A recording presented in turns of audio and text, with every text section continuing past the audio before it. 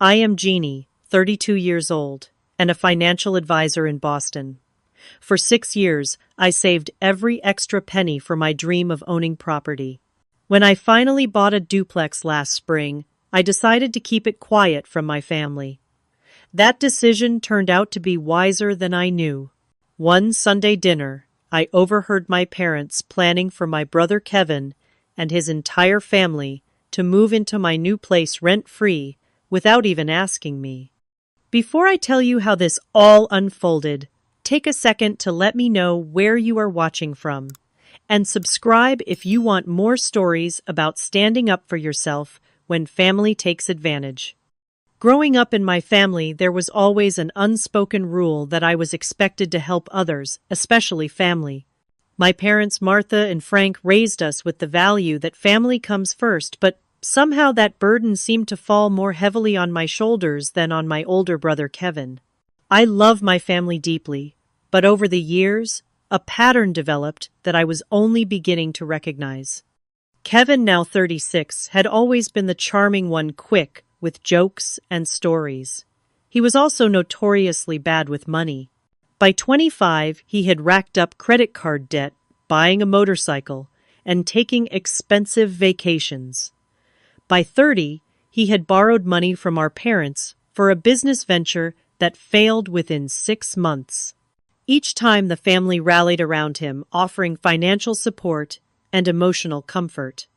I was always expected to contribute either by lending money I had carefully saved or by offering free childcare for his 3 kids. His current situation was particularly dire. 8 months ago, Kevin lost his job at a marketing firm after the company downsized. His wife, Sarah, a part-time teacher, was not making enough to cover their expenses. They had 3 children, Liam, age 10, Sophie, age 8, and Ethan, age 5. Their landlord had recently increased their rent, and they were struggling to make ends meet. Meanwhile, I had been working diligently toward financial independence. After completing my MBA 7 years ago, I secured a position as a financial advisor at a reputable firm in Boston. The irony was not lost on me that I helped others manage their money, while my own brother seemed incapable of doing the same. I lived frugally in a small, 1-bedroom apartment, brought lunch to work every day, and limited unnecessary expenses. Every month, I put aside 30% of my income toward my goal of property ownership. When I reached my savings goal earlier this year, I began researching real estate investments. A duplex seemed like the perfect option. I could live in one unit and rent out the other to help cover the mortgage. After months of searching, I found a charming brick duplex in a quiet neighborhood about 20 minutes from downtown. It needed some cosmetic updates, but was structurally sound, and the price was within my budget. I worked with a real estate agent who helped me navigate the purchasing process. The closing date was set, and as the day approached, I felt a growing excitement mixed with anxiety. This was by far the largest purchase of my life, and I was doing it alone. I decided not to tell my family until after everything was finalized, partly because I wanted to surprise them, but also because I feared they might find a way to make this milestone about Kevin and his needs. The day I signed the final paperwork and received the keys was exhilarating. Standing alone in the empty duplex, I felt a surge of pride and accomplishment. Each unit had 2 bedrooms, 1 bathroom, a cozy living room, and a functional kitchen. The backyard was small but well maintained, with a maple tree providing shade for summer afternoons. I took photos of every room, planning renovations and decorating ideas. Over the next week, I arranged for utilities to be connected and scheduled a cleaning service to prepare both units. I researched rental rates in the area and created a listing for the second unit. My plan was to move into one side within the month and have a tenant in place for the other unit shortly thereafter. The rental income would cover about 60% of my monthly mortgage payment, making the investment even more financially sound. I contacted a few friends to help me move some of my furniture into the unit I plan to occupy. We spent a Saturday painting the living room and kitchen in soft, neutral tones. By the end of the day, with pizza boxes empty on the new countertops and paint smudges on our clothes, I felt a sense of ownership and accomplishment, unlike anything I had experienced before. Little did I know that my carefully laid plans were about to collide with my family dynamics in a way I could never have anticipated. The following Sunday, I drove to my parents' suburban home for our regular family dinner, excited to finally share my news. I had decided this was the perfect time to announce my property purchase. I imagined my parents' proud faces, and perhaps a touch of surprise that their daughter had accomplished this milestone on her own. I had even prepared a small speech and brought a bottle of champagne to celebrate. I arrived early to help my mother with dinner preparations, as was our custom. The aroma of pot roast filled the house, and my father was watching a baseball game in the living room. I was chopping vegetables in the kitchen when I heard the front door open and close, followed by the sound of my brother Kevin, his wife Sarah, and their 3 children entering. My mother wiped her hands on her apron and went to greet them, leaving me alone in the kitchen. I continued preparing the salad, half listening to the greetings and chatter coming from the front hall. After a few minutes, I realized that my parents, Kevin and Sarah, had moved to my father's study adjacent to the kitchen. Their voices were lowered, but in the quiet house their words carried through the thin wall. I heard my father say, "It's the perfect solution. Jeannie has all this extra space now." My hands froze, knife hovering over a cucumber. Extra space. They could not possibly know about my duplex. I had not told anyone in my family yet. My mother's voice chimed in. "She always helps family. That's how we raised her." Kevin responded, "It would be such a relief, especially for the kids. They need stability right now." Then Sarah added, "I was thinking we could put the boys in one bedroom and Sophie in the other. The living room in their side is bigger than ours, right?" Their side.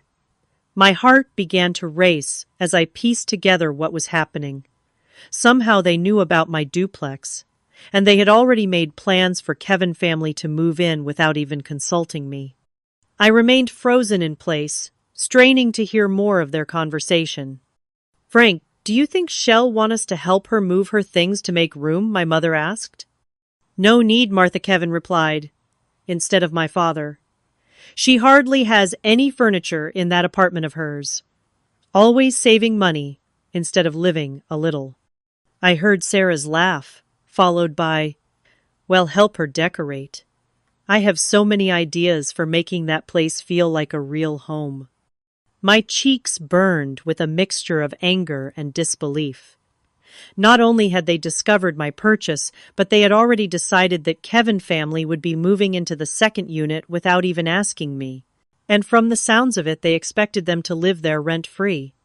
I forced myself to continue chopping vegetables as my mind raced. How did they find out? Perhaps they had seen my name in property records, or maybe one of my parents' friends had spotted me at the property and mentioned it. Regardless of how they knew, their presumption was staggering. When we finally sat down for dinner, I waited for them to bring it up, curious to see how they would present this plan to me. After the food was served and we had exchanged the usual pleasantries, my father cleared his throat. "Jeannie." He began a smile playing at the corners of his mouth. "We have some wonderful news. We have found the perfect solution to Kevin's housing problem." I took a sip of water, avoiding eye contact with anyone at the table. My mother continued, "We know about your duplex, sweetheart. Mrs. Johnson from church saw you there last week and mentioned it to me. We are so proud of you for taking such a big step." Before I could respond, Kevin jumped in. "And it's such perfect timing, sis. With our rent situation and the kids' school being so close to your new place, it just makes sense for us to take the other unit." Sarah nodded enthusiastically. "We promise to be the perfect neighbors. The kids are so excited about living close to their Aunt Jeannie. I felt all eyes on me waiting for my excited agreement. The expectation in the room was palpable. Of course I would say yes. When had I ever said no to my family? Kevin's children were watching me with hopeful expressions. Liam, the oldest, said, "Mom says we can walk to school from the new house, and you can help me with my math homework whenever I need it." I forced a smile, unable to disappoint the children in that moment. The adults at the table took my smile as agreement, and the conversation quickly turned to moving logistics. My mother started planning. "We can help you move your things next weekend, and then Kevin and Sarah can start bringing their things over the following week." Kevin added, "The timing is perfect since our lease is up at the end of the month, and without rent to pay, we can finally start getting ahead financially." The assumption that they would live there rent-free was now stated explicitly. Not a single person at the table seemed to think this was an extraordinary request. No one asked how this might affect my mortgage payments or my financial plans. No one considered that I might have my own plans for the property I had worked so hard to purchase. Instead of confronting them then and there, I stayed quiet, nodding occasionally and pushing food around my plate. A lifetime of being the family peacekeeper held me back from causing a scene. But inside, something had shifted. A boundary had been crossed that I could not ignore. The drive home that evening was a blur of conflicting emotions. Memories flooded back of all the times I had set aside my own needs to help my family, particularly Kevin. The summer vacation I canceled to loan him money for car repairs. The weekends I spent babysitting so he and Sarah could have date nights. The countless times I had been expected to pick up the slack because I was single and supposedly had fewer responsibilities. As I pulled into the parking lot of my apartment building, I made a decision. This time would be different. This time, I would put myself first. The next morning, I woke up with a clarity I had not felt in years. Sitting at my small kitchen table with a cup of coffee, I pulled out a notebook and began listing all the times my family had taken advantage of my generosity without reciprocation. The list grew quickly, filling the page, with incidents dating back to my college years. There was the time I worked 2 jobs to pay my way through undergrad, while my parents paid Kevin's full tuition, justifying it because he was not as academically inclined as I was and needed more support. There were the 3 separate occasions when Kevin had borrowed money from me with vague promises to pay it back someday. The Christmas when my parents suggested I buy the expensive gaming console for all the kids since I didn't have children of my own to spend money on. The pattern was clear and long-standing. I had been conditioned to be the family safety net, the responsible one who would always sacrifice for others. But what struck me most was the complete lack of consideration for my own goals and dreams. Not once during the previous night's dinner had anyone asked what my plans were for the duplex. The assumption was that my property, my investment, was a family resource to be allocated according to their needs. I called my closest friend Taylor, who had helped me move some furniture into the duplex. When I explained the situation, her outrage on my behalf was validating. "Jeannie, that's absolutely ridiculous," she exclaimed. "You saved for years for this. It's your investment, your future. They can't just decide to move in without even asking you, let alone expect to live there for free." "But they are family," I said, playing devil's advocate against my own interests out of habit. "And Kevin does have the kids to think about." Taylor sighed. "Being family doesn't give them the right to take advantage of you. Would Kevin do the same for you if the situations were reversed?" We both knew the answer to that question. Kevin had never demonstrated the same level of sacrifice or consideration for me that was constantly expected in the other direction. "You need to set boundaries," Jeannie Taylor continued. If you let them move in now, especially rent-free, you'll never get them out. And your investment will become a financial burden instead of the asset you worked so hard for. She was right, and deep down I knew it. After our call, I made another decision. I would not confront my family directly yet, but I would move forward with my original plan for the duplex. In fact, I would accelerate it. That afternoon, I contacted 3 property management companies and scheduled consultations for the following day. By Tuesday evening, I had signed a contract with Cornerstone Property Management, a well-established firm with excellent reviews.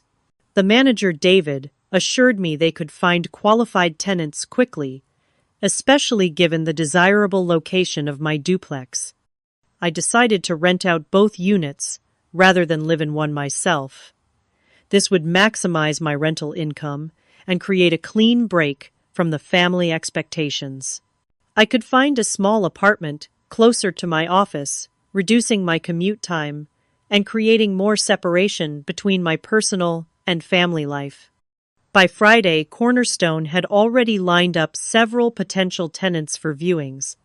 I took a day off work to meet with David and prepare both units for showing. We discussed rental rates, lease terms, and tenant requirements. Given the current market and location, he suggested a 12-month lease with rent slightly above what I had initially calculated, which would cover nearly 75% of my mortgage. The following week was a whirlwind of activity. While dodging calls and texts from my family about moving plans, I was secretly meeting potential tenants, reviewing applications, and preparing lease agreements. I avoided Sunday dinner by claiming I had to work on an urgent client project, buying myself more time. By the end of that week, I had signed lease agreements with 2 separate tenants, both with excellent credit scores and stable employment. The unit initially intended for my own use would be occupied by a young professional couple, Michael and Lisa, who both worked at a nearby hospital. The second unit, ironically the one my family had mentally assigned to Kevin and Sarah, would be rented by a retired professor, Dr. Eleanor Wilson, who wanted to downsize from her large home after her husband passed away. Both leases would begin on the 1st of the following month, just 2 weeks away. The timing was tight, but manageable. I arranged for professional cleaners to do a final pass through both units and scheduled time for the property manager to do the move-in inspections with each tenant. Meanwhile, I found a small but modern 1-bedroom apartment in a building just 3 blocks from my office. The rent was higher than I had hoped, but the convenience and proximity to work made it worthwhile. Plus, with the rental income from both duplex units, my overall housing expenses would still be lower than before. I signed a 6-month lease on the apartment and arranged for my furniture to be moved the following weekend.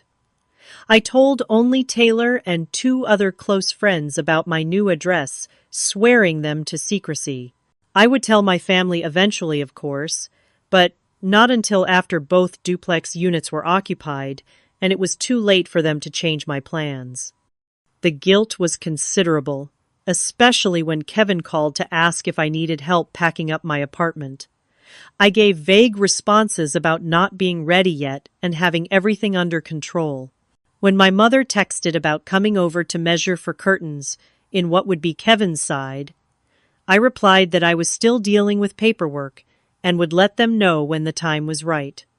As move-in day approached for my new tenants, the calls and texts from my family became more frequent and insistent. Sarah sent links to furniture she thought would look nice in my unit. My father called to discuss helping with moving costs for Kevin. My mother left voicemails about organizing a housewarming party for all of us. Each message increased my anxiety, but also strengthened my resolve. The pattern was so clear now, my family making plans for my life, my resources, my future, without consulting me, always assuming I would go along with whatever they decided was best, even when it primarily benefited Kevin at my expense. The weekend before the tenants were scheduled to move in, I successfully relocated to my new apartment. I changed my mailing address, updated my information with the bank and utility companies, and settled into my new, smaller space. It was cozy and convenient, with a small balcony overlooking a courtyard and modern appliances that made the compact kitchen feel luxurious. As I unpacked my belongings, I felt a mixture of emotions: guilt about the inevitable confrontation, to come anxiety about standing up to my family for perhaps the first time, but also a growing sense of pride and independence. I was taking control of my life and my financial future in a way that felt both terrifying and exhilarating. The final piece of my plan fell into place when David from the property management company called to confirm that both sets of tenants would be moving in that Saturday. Everything was ready. All I had to do now was wait for the storm that would surely follow. The week leading up to move-in day was tense. My brother Kevin texted me daily, asking when they could start bringing boxes over to the duplex.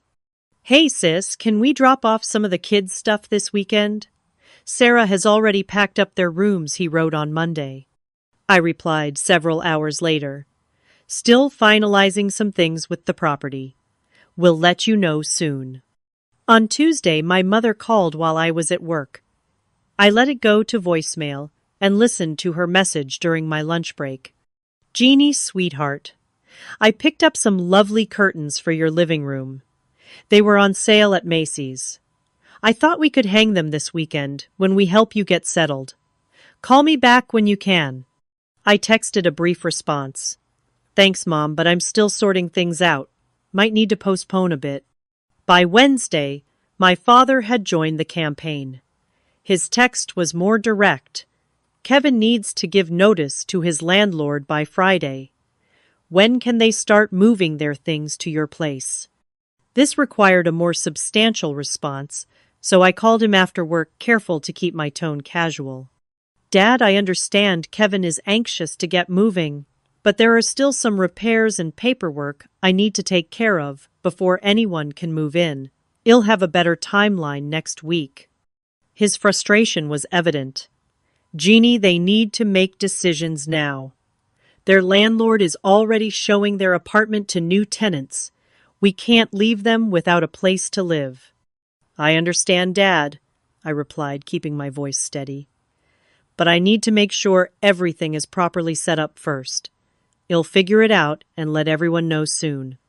Thursday brought an unexpected visit from Kevin to my office. I was in a meeting with a client when the receptionist informed me my brother was waiting in the lobby. I excused myself briefly to speak with him. Kevin looked agitated, running his hand through his hair as he paced the small reception area. When he saw me, he immediately launched into his concerns. "Jeannie, we need to talk about move-in dates. Sarah is freaking out because we have to be out of our place by the end of the month, and you keep putting us off about when we can move into the duplex." I glanced around, aware of the receptionist pretending not to listen. This was not the place for this conversation. "Kevin, with a client right now," I said in a low voice. "And this isn't something we should discuss at my workplace." "Well, you don't answer your phone or respond to texts with actual information, so what am I supposed to do?" he replied, his voice rising slightly. I took a deep breath. "I have things under control. There are some issues with the property that I'm handling. You'll have more information by the weekend, I promise." This seemed to placate him temporarily, though his expression remained doubtful. As he turned to leave, he added, "Oh, and Sarah wanted to know if you have a preference on paint colors for the kids' rooms. She's thinking light blue for the boys and lavender for Sophie." The assumption that they would be redecorating my property irritated me, but I maintained my composure. "Well, talk about all of that later," I said, already turning back toward my meeting room. That evening, I received an email from Sarah with the subject line, "Duplex Decorating Ideas." Attached were Pinterest boards for each room, of what she clearly considered their unit, along with links to furniture and decor items she planned to purchase. The email ended with, "Let me know what you think. Also, do you mind if we paint the kitchen cabinets white? The current color is a bit dark for my taste."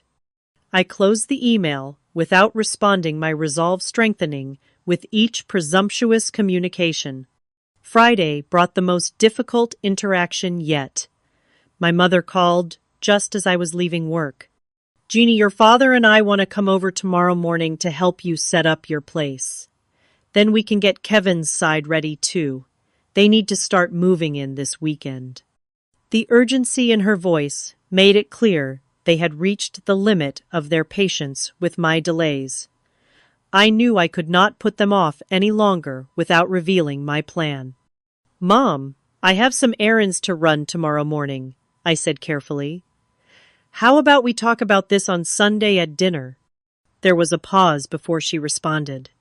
"Is everything okay, Jeannie? You've been so evasive lately. If there's a problem with the duplex, you know we can help. Your father is good with repairs, and I'm sure whatever is wrong can be fixed before Kevin and his family move in."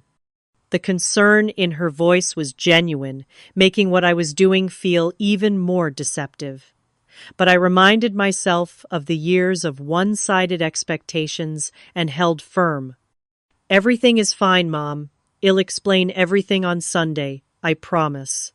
After hanging up, I received a text from Kevin's parents said, "You're being weird about move in. What's going on? We need to get out of our place ASAP. Landlord is being a jerk." This was followed by another. "Also, Sarah wants to know if we can get the measurements for the bedrooms so we can make sure our furniture will fit." And then, "Almost forgot, can you chip in for the moving truck? Kind of tight on cash right now, but should be able to pay you back next month." Each message reinforced the rightness of my decision. The entitlement was so ingrained that Kevin could not even see it.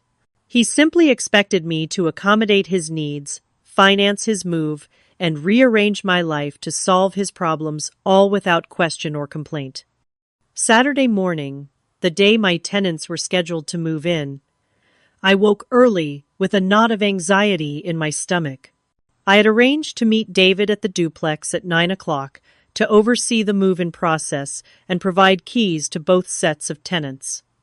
Dr. Wilson would arrive at 9:30, and Michael and Lisa were scheduled for 11. I dressed carefully in professional attire, wanting to present myself as a competent property owner. As I was about to leave my new apartment, my phone rang. It was my father. "Jeannie," he said, "without preamble, your mother and I are heading to the duplex now. We thought we'd surprise you and bring breakfast. Kevin and Sarah are meeting us there with some boxes." My heart raced. They were going to arrive before me, before the tenants, before I had a chance to explain. The confrontation I had been dreading was about to happen in the worst possible way. "Actually, Dad, I'm not at the duplex," I managed to say. "I'm on my way there now to meet someone." "Perfect. Well, see you there," he replied cheerfully, hanging up before I could protest further. I immediately called David to warn him about the situation. He assured me he would handle it professionally and wait for my arrival before proceeding with the tenant move-ins. The drive to the duplex was the longest 20 minutes of my life. With each mile, I rehearsed what I would say, how I would explain my decision, and how I would stand firm in the face of what would surely be anger and disappointment from my family. As I turned onto the street, I could see my parents' car already parked in front of the duplex. Kevin's minivan was pulling up behind it. In my rearview mirror, I noticed a moving truck approaching from the opposite direction. Dr. Wilson was early. The moment of truth had arrived, and there was no turning back. I parked my car behind Kevin's minivan and took a deep breath. Through the windshield, I could see my family standing on the sidewalk in front of the duplex, looking confused. David, in his Cornerstone Property Management polo shirt, was speaking with them, gesturing toward the property. As I exited my car, I heard my father saying, "There must be some mistake. This is my daughter's property. She bought it for our family. David noticed me approaching and gave me a subtle nod of acknowledgement. Mrs. Harper, he said, using my last name formally. Your family was just explaining that they thought they would be moving in today. I stepped forward, my heart pounding. Mom, Dad, Kevin, Sarah, I began, my voice steadier than I expected. I need to explain something to you. My mother looked bewildered, clutching a bag from the local bakery. Jeannie, what's going on? Who is this man? And why is there a moving truck coming? The moving truck had indeed arrived, and was now parking across the street. Dr. Wilson, a dignified woman in her 60s, emerged from her car, parked further down the block, and approached our group with a curious expression. Kevin, always quick to anger, stepped toward me. What the hell, Jeannie? We were supposed to move in today. We gave notice at our apartment already. Before I could respond, David intervened smoothly. Perhaps we should all step aside to allow Dr. Wilson to access her new home. He gestured toward the woman now standing at the edge of our group. She has a scheduled move-in appointment, and her movers are waiting. Her new home? Sarah echoed, her voice rising. What is he talking about, Jeannie? All eyes turned to me. The moment I had been dreading and preparing for had arrived. I straightened my shoulders and spoke clearly. I rented both units of the duplex to tenants. Dr. Wilson is moving into Unit A today, and another couple is moving into Unit B later this morning. The silence that followed was deafening. My mother gasped, my father's face darkened with anger, and Kevin stared at me in disbelief. David, sensing the tension, turned to Dr. Wilson. Doctor, if you'll allow me a few minutes to resolve this family matter, I'll be right with you to complete your move-in process. She nodded understandingly and returned to her car to wait.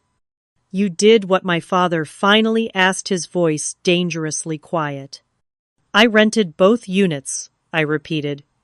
I signed year-long leases with qualified tenants through Cornerstone Property Management. Kevin exploded.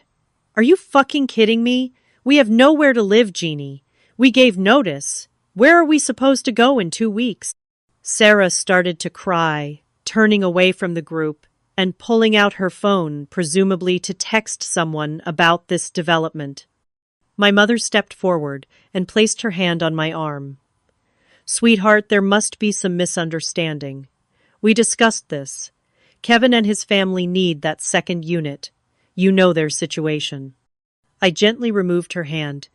No, Mom, you discussed it. You all made plans for my property without asking me. You assumed I would just go along with it like I always do. My father interjected. We thought you would want to help your brother. Family helps family, Jeannie. That's how we raised you. His words meant to induce guilt, instead fueled my determination. Yes, family helps family, but it should go both ways. When has Kevin ever made sacrifices for me? When have any of you considered what I might need or want before making decisions that affect my life? Kevin scoffed. Oh, here we go with the poor Jeannie routine. You have a good job, no kids, no real responsibilities. Some of us have actual problems. His dismissal of my life and choices was the final straw. 6 years of saving, of denying myself luxuries, and vacations, of working overtime and weekends to reach my goal of property ownership, all reduced to having no real responsibilities. Real responsibilities. I countered, my voice rising, despite my efforts to stay calm. Like financial responsibility, because from where I'm standing, you've never shown any. You've borrowed money from me 3 times without repaying it. Mom and Dad have bailed you out countless times. And now, you expected to live in my investment property, rent-free, with no regard for how that would affect my mortgage payments or financial future. By now, Michael and Lisa had arrived for their move-in appointment and were watching our family drama unfold from their car. David discreetly went to speak with them, explaining the delay. My mother began to cry, and my father put his arm around her shoulders. "I never thought you'd be so selfish, Jeannie," he said, disappointment evident in his tone. "Your brother has children to think about." "I am not being selfish," I replied firmly. "I'm being realistic. This duplex is an investment that I worked hard for. I have a mortgage to pay.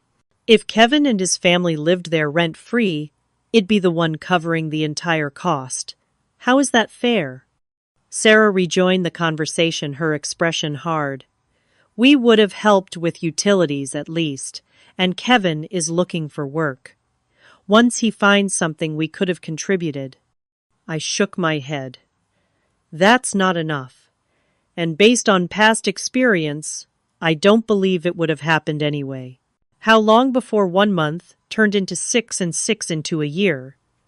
How long before my investment became a financial burden instead of an asset?" Kevin turned to our parents. "Can you believe this? After everything we've done for her?" That statement stunned me into momentary silence. Everything they'd done for me. My mind raced through years of being expected to babysit at a moment's notice to loan money. I never got back to rearrange my schedule to accommodate Kevin's needs. "What exactly have you done for me, Kevin?" I asked quietly. "Name one time you've put my needs before your own. One time you've sacrificed anything for me." He faltered, unable to come up with an example. My father stepped in. "That's enough, Jeannie. I don't know what's gotten into you, but this isn't how we raised you to behave. Family comes first." "Yes, family comes first," I agreed. "But I'm family too. And for years I've been expected to put everyone else's needs ahead of my own. Not anymore." "So what are we supposed to do now?" Kevin demanded. "Where are we supposed to live?" "The same place you would live if I hadn't bought this duplex," I replied. "Find an apartment you can afford. Budget your money. Do what every other family has to do." Sarah scoffed. "Easy for you to say from your position of privilege." Her comment ignited a fresh wave of anger. Privilege? I worked 60-hour weeks for years to save for this property. I packed lunches instead of eating out. I lived in a tiny apartment and drove an old car. I earned this through hard work and careful planning, not privilege. My mother, always the peacemaker, tried another approach. "Jeannie, sweetheart, maybe we can compromise. Perhaps Kevin could pay some rent, even if it's below market rate." I shook my head. "It's too late for that, Mom. I've signed binding leases with both tenants. They have legal rights to occupy those units for the next 12 months. "You could break the leases," my father suggested. "Pay whatever penalty there is." The fact that he would suggest I take a financial hit to fix Kevin's problem perfectly illustrated the dynamic I was fighting against. "No," I said firmly. "I will not break legal contracts and risk my professional reputation because Kevin failed to plan properly. These tenants have rights, and I intend to honor my agreements with them." Kevin threw up his hands in disgust. Unbelievable. So much for family loyalty. My mother was openly crying now. "I don't understand why you didn't just tell us your plans, Jeannie. Why keep it a secret if you weren't doing anything wrong?" Her question hit me hard. It was a fair point. Why hadn't I simply told them up front? "Because you never would have listened," I replied honestly. "You would have pressured me to change my mind, made me feel guilty, and probably would have worn me down eventually. You didn't even ask me before making plans for my property. You just assumed I would go along with what you wanted, like I always do." David approached cautiously. "Mrs. Harper, Dr. Wilson, is ready to begin her move-in process, and Michael and Lisa are waiting as well." I nodded to him, grateful for the interruption. "I need to attend to my tenants now," I told my family. "We can continue this discussion later if you want, but my decision is final." My father's face was a mask of disappointment as he took my mother's arm. "Let's go, Martha. Clearly, Jeannie has made her choice. Kevin remained defiant. This isn't over, Jeannie. You can't just leave us homeless. You're not homeless, Kevin, I said, exhaustion creeping into my voice. You have 2 weeks to find a new place. Plenty of families manage it every day. Sarah grabbed his arm. Come on, Kevin. She obviously doesn't care about us or the children. Let's go. As they turned to leave, my mother looked back at me with tears in her eyes. I don't recognize you anymore, Jeannie. This isn't the daughter I raised. Her words stung, but I stood my ground as they all got into their vehicles and drove away. Only when they were out of sight did I allow my shoulders to slump and the tears to well in my eyes. David approached and handed me a tissue. That was tough, he said kindly. But for what it's worth, I think you did the right thing. I wiped my eyes and straightened my posture. Thank you. Now let's get Dr. Wilson moved into her new home. As we walked toward the duplex where Dr. Wilson was waiting patiently, I felt a weight lift from my shoulders. The confrontation had been every bit as painful as I had feared, but standing my ground had been necessary. For perhaps the first time in my adult life, I had put my own needs first. The fallout would be significant, but so would the growth that came from finally breaking unhealthy patterns. As I extended my hand to greet Dr. Wilson properly, I managed a genuine smile. This was the beginning of a new chapter not just for my tenants, but for me as well. The silence from my family was deafening in the days following the confrontation. My mother's daily texts ceased. My father's weekend calls to check in vanished. Even Kevin, who usually contacted me whenever he needed something, maintained radio silence. It was as if I had been excommunicated from the family for my act of self-preservation. The first week was the hardest. I would pick up my phone to call my mother, then set it down again, reminding myself that I had done nothing wrong. I had simply protected my investment and set a boundary that was long overdue. Still, 32 years of conditioning was difficult to overcome. The guilt weighed heavily, especially at night, when I lay awake in my new apartment, wondering if I had been too harsh, too sudden in my approach. Taylor proved to be an invaluable support during this time. She came over with takeout and wine 3 days after the confrontation, letting me vent my complicated emotions. I keep second-guessing myself, I admitted, curled up on my new couch. Maybe I should have just let them have the duplex. Maybe I'm being selfish. Taylor looked at me incredulously. Jeannie, do you hear yourself? You worked for 6 years to save for that property. 6 years. And they expected to live there for free without even discussing it with you. How is protecting your investment selfish? But they are family, I said weakly, the argument sounding hollow even to my own ears. Yes, and family should support each other mutually, not just take and take and take, she replied firmly. When was the last time Kevin sacrificed anything for you? I couldn't think of a single example. Exactly, Taylor continued. This is a pattern that needed to be broken. And honestly, you did Kevin a favor in the long run. He needs to learn financial responsibility, not get another bailout. Deep down, I knew she was right.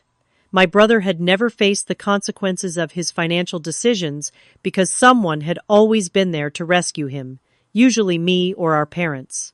By refusing to be his safety net this time, I was forcing him to find his own solutions. The second week brought practical concerns that distracted me from the family drama. Both sets of tenants had settled in, and David, from the property management company, sent me detailed reports of the move and inspections. There were minor maintenance issues to address: a leaky faucet in Unit A, a sticky door in Unit B. Dealing with these small problems gave me a sense of accomplishment and reinforced that I was capable of handling this investment property. The first rental checks arrived in my account, providing tangible validation of my decision.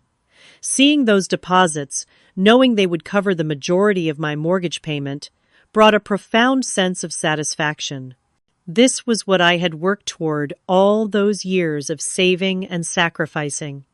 By the third week, the silence from my family became concerning rather than hurtful. I wondered how Kevin and Sarah were managing with their housing situation, whether they had found a new place before their lease expired. Despite our disagreement, I did care about them, and especially about my niece and nephews. I finally broke down and texted my mother, "Just checking in. Hope everyone is well." Her response came hours later, brief and formal. "We're fine. Kevin and Sarah found an apartment. Smaller than they wanted, but affordable." The terseness of her message stung, but I was relieved to hear they had found housing. I responded, "I'm glad to hear that. I miss you." She didn't reply. A month after the confrontation, I received a handwritten letter from my mother. The sight of her familiar handwriting on the envelope brought tears to my eyes before I even opened it. Inside was a 4-page letter, the first real communication since that day at the Duplex. "My dearest Jeannie," she began, "it has taken me some time to process what happened and to try to understand your perspective. I want you to know that while I was hurt and disappointed by your decision, I have been reflecting on our family dynamics and my role in creating the situation." She went on to acknowledge that the family had often taken my generosity for granted and had developed expectations that were not fair to me. She admitted that Kevin had been allowed to rely too heavily on family support without developing his own responsibility. "Your father and I had good intentions," she wrote. "We wanted to help Kevin through a difficult time, but we should have asked you first, not assumed you would go along with our plan. That was wrong of us, and I'm sorry." Her apology brought fresh tears. It was more than I had expected, and exactly what I needed to hear. She continued, "Kevin and Sarah have found a 2-bedroom apartment across town. It's not ideal, but it's within their budget. The children are sharing a room, which has been an adjustment, but they are resilient. Kevin has found part-time work at a warehouse while he continues to look for something in his field. Sarah has picked up more hours teaching. They are managing, which I suppose is the important thing." The letter ended with a cautious olive branch. "We would love to see you at Sunday dinner this week if you're willing. I can't promise there won't be tension, but I can promise that your father and I will make an effort to respect your boundaries. Kevin may need more time. Love always, Mom." I held the letter to my chest, overwhelmed with relief and gratitude. It wasn't a complete resolution, but it was a start. The acknowledgement of my perspective and the apology for their presumption meant more than I could express. That Sunday I drove to my parents' house with a mixture of anxiety and hope. When my mother opened the door, there was a moment of awkward hesitation before she pulled me into a tight hug. "I've missed you," she whispered. "I've missed you too, Mom," I replied, fighting back tears. Dinner was subdued compared to our usual family gatherings. Kevin, Sarah, and the children were not present, which was probably for the best. My father was reserved at first, but as the meal progressed, he began to thaw. By dessert, we were having something resembling a normal conversation. Before I left, my father took me aside.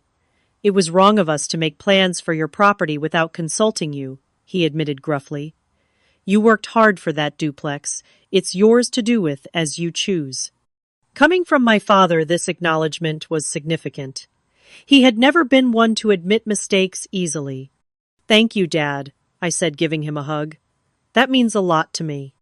The road to complete reconciliation was longer with Kevin and Sarah. They declined the next several family dinners when they knew I would be present. When we finally did see each other at my nephew's birthday party 2 months later, the tension was palpable. Kevin was coolly polite.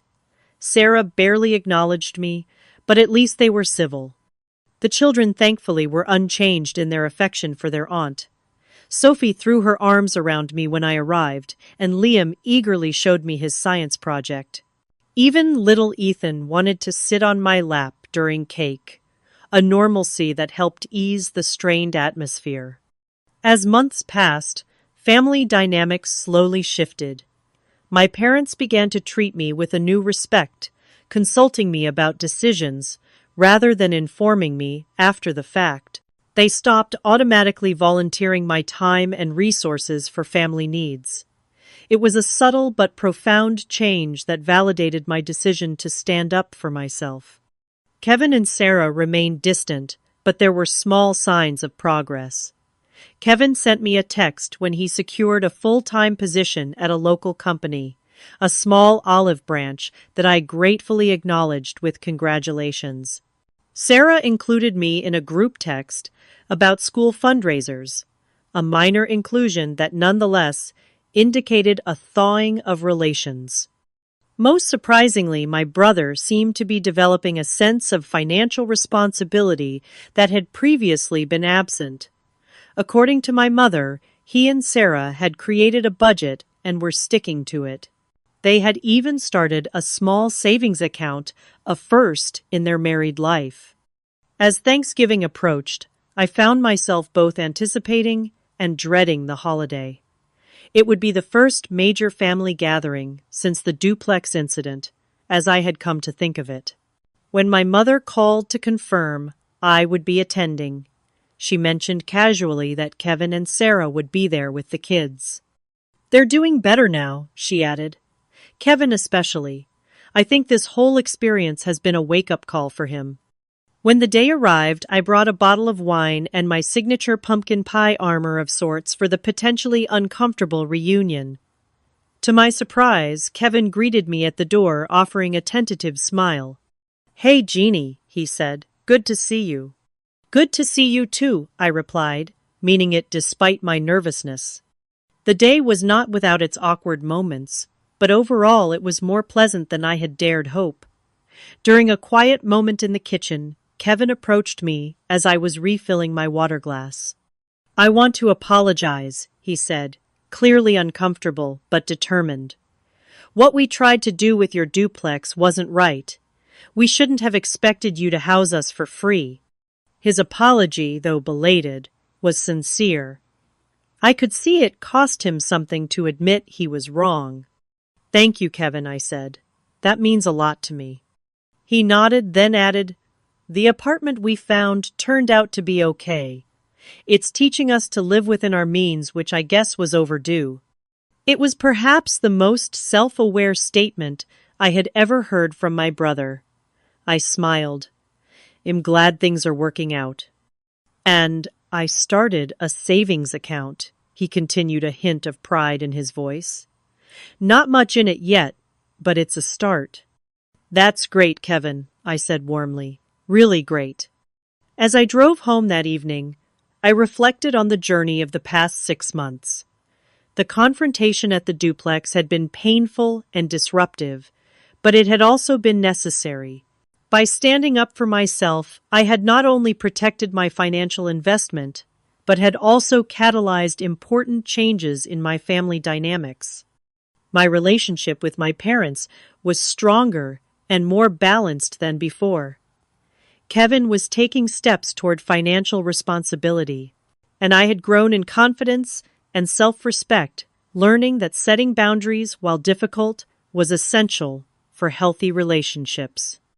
The duplex itself was proving to be an excellent investment.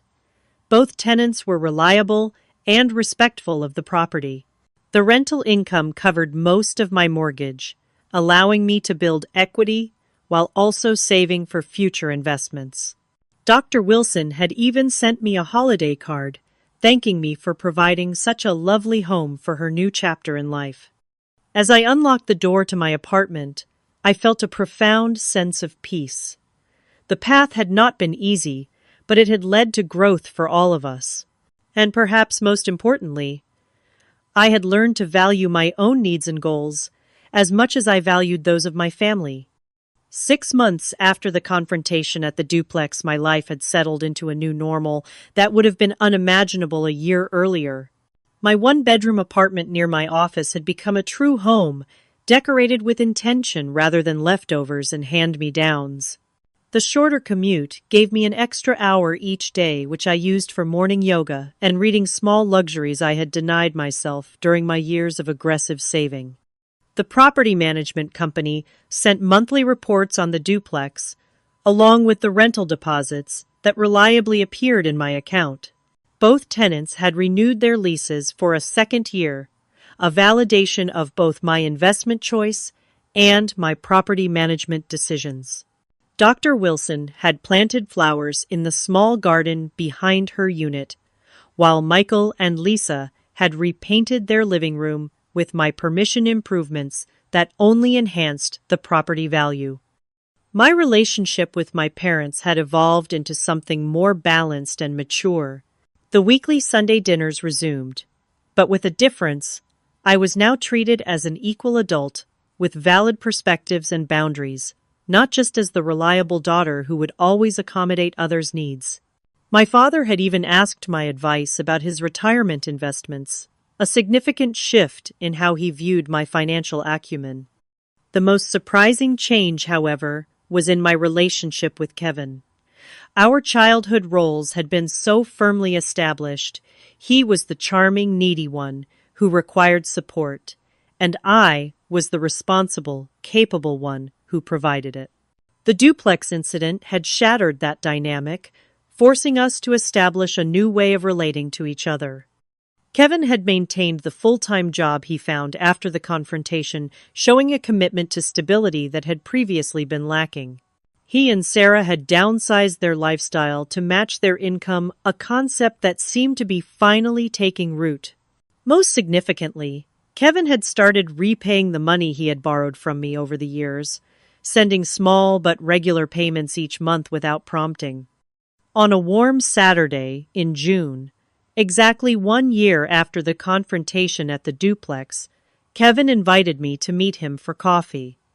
It was an unusual request. We typically only saw each other at family gatherings. Curious and slightly apprehensive, I agreed. The coffee shop was busy with weekend customers, but Kevin had secured a quiet table in the corner. He looked different somehow, more settled in himself. He had traded his usual graphic t-shirts for a simple button-down, and his perpetually disheveled hair was neatly trimmed. "Thanks for meeting me," he said as I sat down with my latte. "I wanted to talk to you without the whole family around." I nodded, waiting for him to continue. He took a deep breath. "This past year has been enlightening. When you refused to let us move into your duplex, I was furious. I thought you were being selfish and cruel, especially knowing our situation with the kids." He paused, collecting his thoughts. But looking back, it was the wake-up call I needed.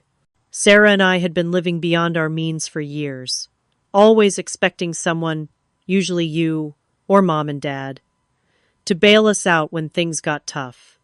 His self-awareness caught me by surprise. It must have shown on my face because he smiled ruefully. "I know, shocking that I can admit it, right?" he said. "But it's true. We never had to face the consequences of our choices because there was always a safety net. When you removed that net, we had to figure things out on our own for once." "I appreciate you saying that, Kevin," I replied carefully. "It wasn't an easy decision for me." He nodded.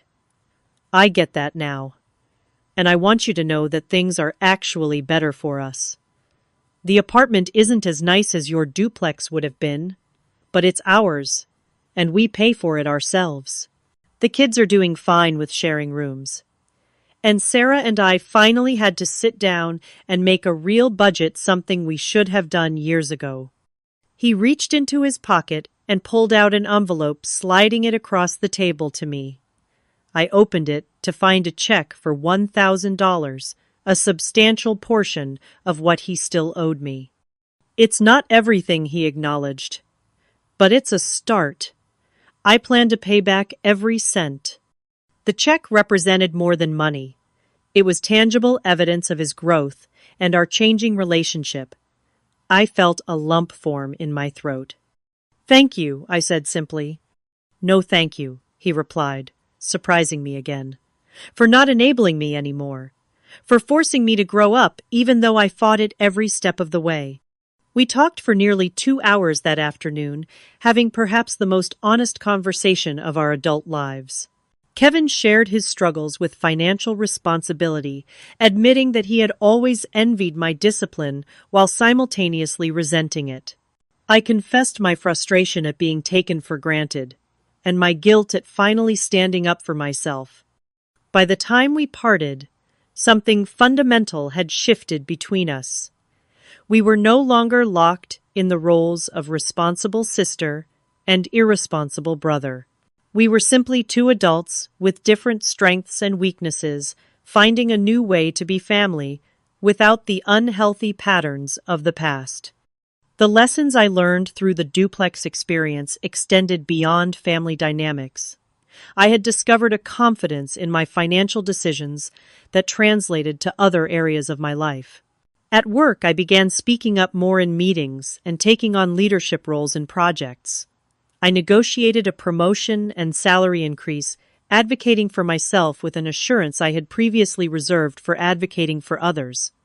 I also began exploring additional investment opportunities, researching potential properties for a second real estate purchase. The success of the Duplex had given me both the financial means and the confidence to expand my portfolio. I consulted with financial advisors and real estate professionals, approaching each potential investment with careful analysis rather than emotional decision-making. My personal relationships benefited from my newfound boundary setting as well. I became more selective about how I spent my time and energy, prioritizing connections that were reciprocal and supportive. I learned to say no without elaborate explanations or apologies, a simple skill that nevertheless transformed how I moved through the world. The holiday season brought another milestone. For the first time, I hosted Thanksgiving dinner at my apartment.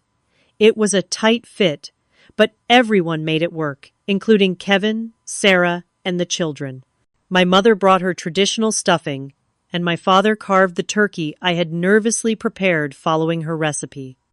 As we gathered around my table, I looked at the faces of my family and felt a profound sense of gratitude. The journey had been difficult, but we had emerged stronger with healthier relationships based on mutual respect rather than obligation and expectation. Kevin raised his glass in a toast.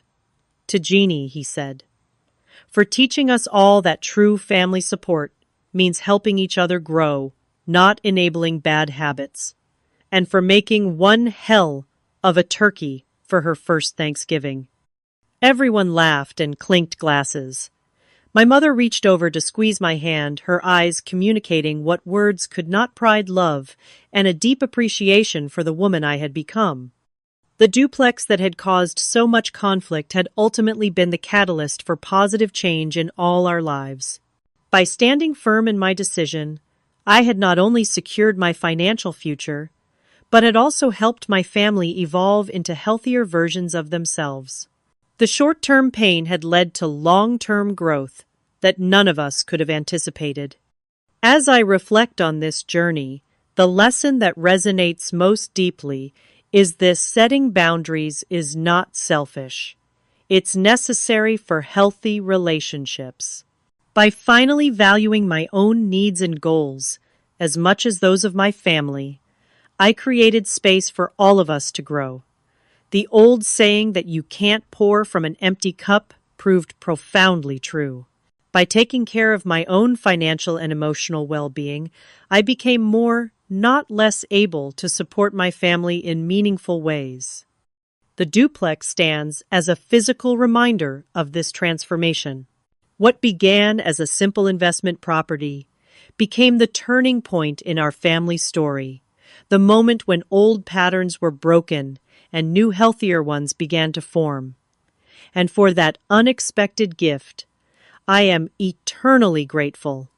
Have you ever had to set difficult boundaries with family members who took your generosity for granted? I would love to hear your experiences in the comments below. And if this story resonated with you, please like, subscribe, and share it with someone who might need encouragement to stand up for themselves. Remember, sometimes the most loving thing you can do for both yourself and others is to say no when necessary. Thank you for listening to my story, and I wish you courage and clarity in your own journey of setting healthy boundaries.